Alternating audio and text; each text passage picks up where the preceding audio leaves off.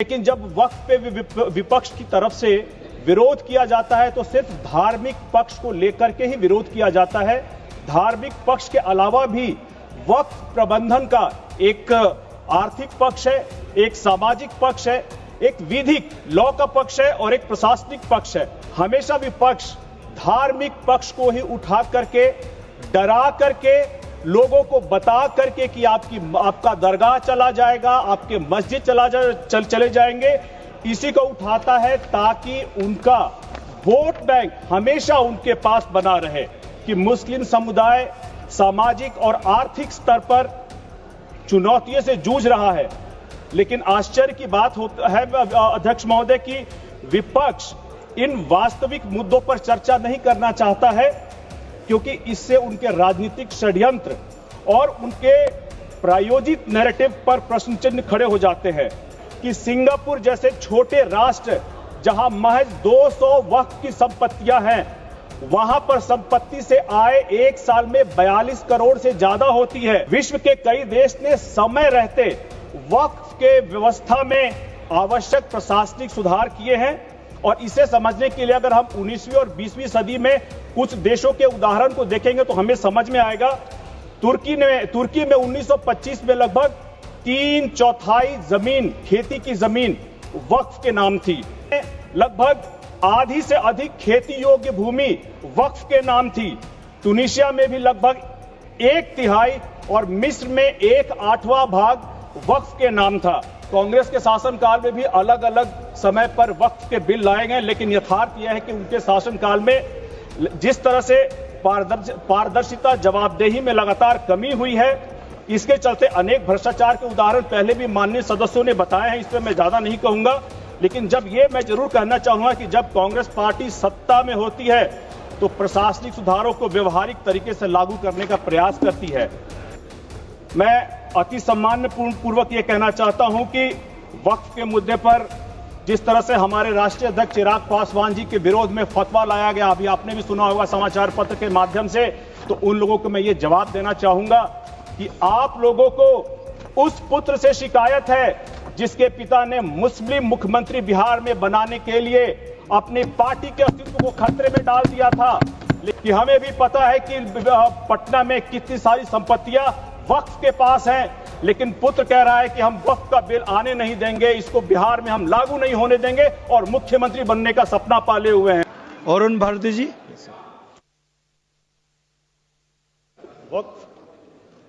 वक्फ संशोधन विधेयक 2025 पर हमारी पार्टी लोक जनशक्ति पार्टी रामविलास का पक्ष रखने देने के लिए मैं माननीय अध्यक्ष जी का आभार प्रकट करता हूं। अध्यक्ष जी, जब यह विधेयक अगस्त 2024 में आया था तो उस वक्त सबसे पहले हमारे राष्ट्रीय अध्यक्ष चिराग पासवान जी ने ही मंत्रिमंडल में रहते हुए ये कहा था कि इस पर व्यापक चर्चा होनी चाहिए और इसीलिए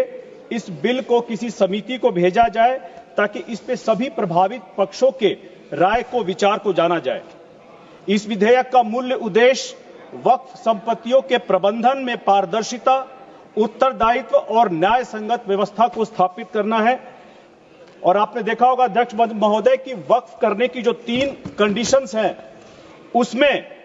रिलीजियस और पायस, परमानेंट डेडिकेशन और लेजिटिमेट ओनरशिप होना जरूरी है। लेकिन जब वक्फ पे विपक्ष की तरफ से विरोध किया जाता है तो सिर्फ धार्मिक पक्ष को लेकर के ही विरोध किया जाता है। धार्मिक पक्ष के अलावा भी वक्फ प्रबंधन का एक आर्थिक पक्ष है, एक सामाजिक पक्ष है, एक विधिक लॉ का पक्ष है और एक प्रशासनिक पक्ष है। लेकिन दुर्भाग्य की बात है कि इस विधेयक के विरोध में हमेशा विपक्ष धार्मिक पक्ष को ही उठा करके, डरा करके, लोगों को बता करके कि आपका दरगाह चला जाएगा, आपके मस्जिद चले जाएंगे, इसी को उठाता है ताकि उनका वोट बैंक हमेशा उनके पास बना रहे। सच्चर कमेटी की रिपोर्ट स्वयं यह कहती है कि मुस्लिम समुदाय सामाजिक और आर्थिक स्तर पर चुनौतियों से जूझ रहा है। लेकिन आश्चर्य की बात है अध्यक्ष महोदय कि विपक्ष इन वास्तविक मुद्दों पर चर्चा नहीं करना चाहता है, क्योंकि इससे उनके राजनीतिक षड्यंत्र और उनके प्रायोजित नैरेटिव पर प्रश्न चिन्ह खड़े हो जाते हैं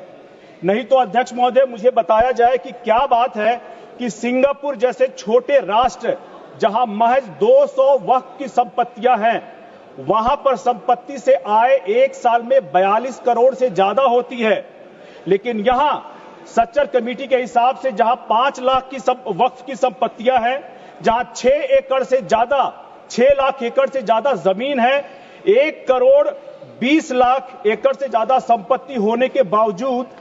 आय सिर्फ 163 करोड़ होती है। आखिर कहीं तो कुछ न कुछ कमी है।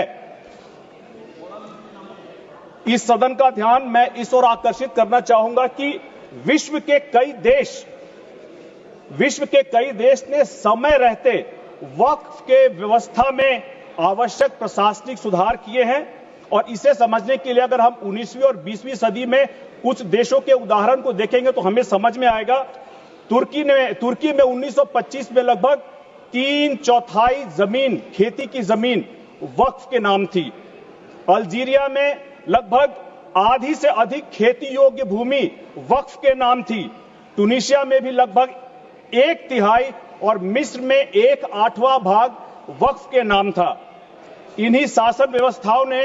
जब इस बात की गहन मूल्यांकन की इसके बारे में छानबीन की तो उनको पता चला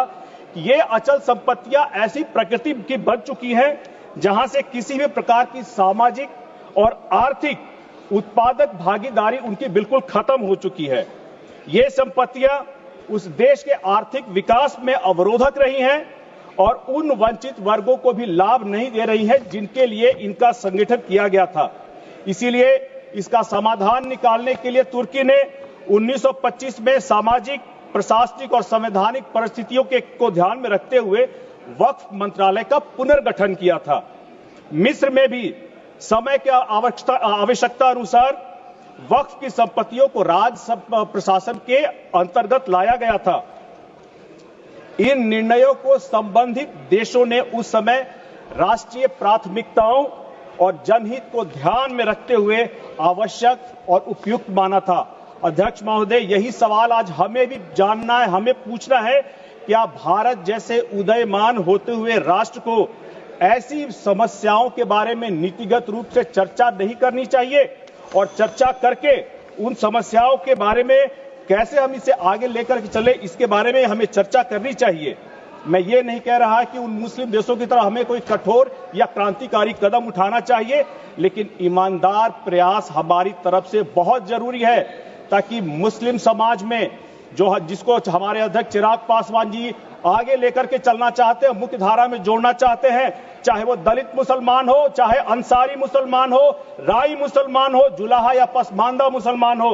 उनके जो मुख्य धारा में पीछे छूट जाते हैं उन्हें आगे बढ़ाने के लिए सिर्फ अल्लाह की रहमत ही नहीं, सरकार के योगदान के मदद की भी जरूरत है। अध्यक्ष महोदय, कांग्रेस के शासनकाल में भी अलग अलग समय पर वक्फ के बिल लाए गए, लेकिन यथार्थ यह है कि उनके शासनकाल में जिस तरह से पारदर्शिता, जवाबदेही में लगातार कमी हुई है, इसके चलते अनेक भ्रष्टाचार के उदाहरण पहले भी माननीय सदस्यों ने बताए हैं, इस पर मैं ज्यादा नहीं कहूंगा। लेकिन जब ये मैं जरूर कहना चाहूंगा कि जब कांग्रेस पार्टी सत्ता में होती है तो प्रशासनिक सुधारों को व्यवहारिक तरीके से लागू करने का प्रयास करती है, लेकिन जब विपक्ष में होती है तो वही पार्टी संवेदनशील मुद्दों को, जन भावना को उभारने का और राजनीतिक लाभ लेने की कोशिश करती है। अध्यक्ष महोदय, आज मैं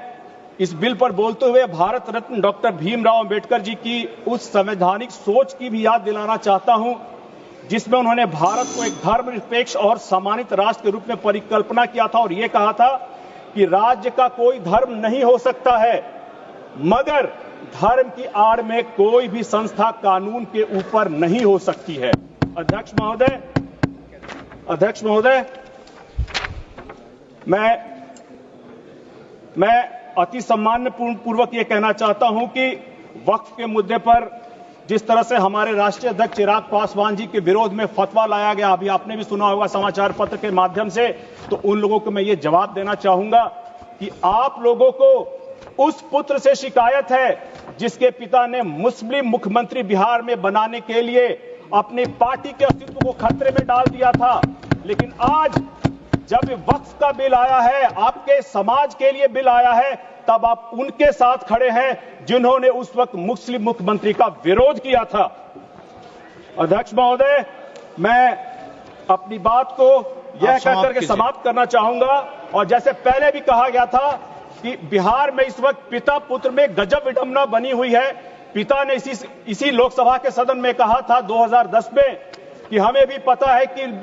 पटना में कितनी सारी संपत्तियां वक्फ के पास हैं, लेकिन पुत्र कह रहा है कि हम वक्फ का बिल आने नहीं देंगे, इसको बिहार में हम लागू नहीं होने देंगे और मुख्यमंत्री बनने का सपना पाले हुए हैं। धन्यवाद जी, धन्यवाद। अंत में अध्यक्ष महोदय,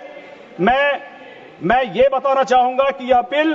किसी धर्म और धार्मिक समुदाय के विरुद्ध नहीं है, उसमें संपत्तियों के प्रबंधन के लिए है, समाज सेवा के लिए है, परोपकार के लिए है, जन कल्याण के लिए है। और मैं इस सम्माननीय सदन में विनम्रता पूर्वक इस विधायक के समर्थन में अपनी पार्टी लोक जनशक्ति पार्टी रामविलास की तरफ से समर्थन करके इस सदन में व्यक्त करता हूं कि राष्ट्रहित, समाज हित और धर्म की वास्तविक गरिमा की रक्षा के लिए अपनी भागीदारी अपनी पार्टी की तरफ से सुरक्षित करता हूं। धन्यवाद अध्यक्ष महोदय। धन्यवाद।